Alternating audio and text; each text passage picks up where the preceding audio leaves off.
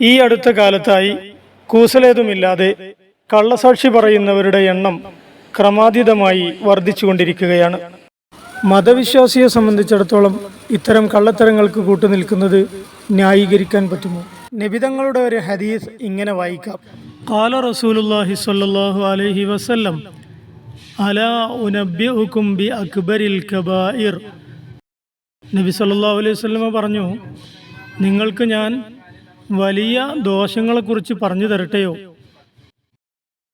ഖുൽനാ ബലാ യാ റസൂലല്ലാഹ്. അതേ നബിയെ, ഞങ്ങൾക്ക് പറഞ്ഞു തരൂ. ഖാല അൽ ഇശ്റാഖു ബില്ലാഹി വ ഉഖൂഖുൽ വാലിദൈൻ. നബി തങ്ങൾ പറഞ്ഞു, അല്ലാഹുവിൽ പങ്കുചേർക്കലും മാതാപിതാക്കളെ വെറുപ്പിക്കലുമാണത്.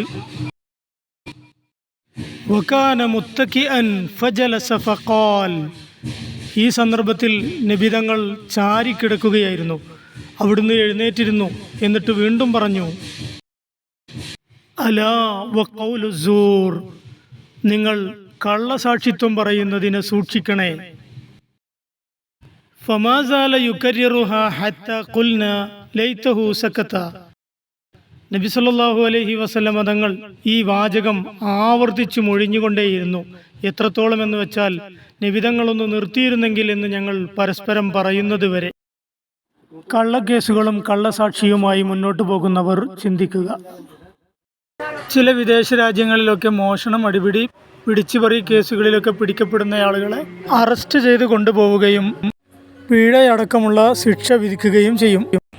പിന്നീട് പോലീസ് സർജൻ്റെയും IT വിദഗ്ധൻ്റെയും ഒക്കെ സഹായത്തോടു കൂടി പ്രതികൾ അറിയാതെ അവരുടെ ശരീരത്തിൽ അതിനൂതനമായ ചിപ്പുകൾ ഘടിപ്പിച്ച് അവരെ പറഞ്ഞു വിടുകയാണ് സാധാരണ പതിവ്. കുറ്റവാളികൾ സഞ്ചരിക്കുന്ന എല്ലാ മേഖലകളെക്കുറിച്ചും അവർക്ക് അവരുടെ ഓഫീസുകളിലിരുന്ന് തന്നെ കൃത്യമായ വിവരം ലഭിക്കുകയും ചെയ്യും. ഭാവിയിൽ പ്രതി നടത്തിയേക്കാവുന്ന മുഴുവൻ കുറ്റകൃത്യങ്ങളെക്കുറിച്ചും പോലീസിന് വ്യക്തമായ വിവരം ലഭ്യമാകുകയും ചെയ്യും.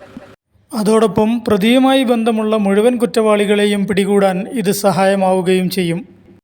ഇനി ഒരാളെ അറസ്റ്റ് ചെയ്ത് ലോക്കപ്പിൽ അടക്കണമെന്ന് പരാതിക്കാർ ആവശ്യപ്പെടുകയാണെങ്കിൽ ജയിൽവാസക്കാലത്തുള്ള പ്രതിയുടെ മുഴുവൻ ചെലവുകളും പരാതിക്കാരനാണ് അടക്കേണ്ടത്. ഇത്തരമൊരു നിയമം പ്രാബല്യത്തിൽ വരികയാണെങ്കിൽ നമ്മുടെ നാട്ടിലുണ്ടാകുന്ന കള്ളക്കേസുകൾക്കൊക്കെ ഒരു പരിധിവരെ പരിഹാരമാകും. സ്നേഹാശംസകളോടെ മലേഷ്യയിൽ നിന്നും ഫൈസൽ വടപുറം.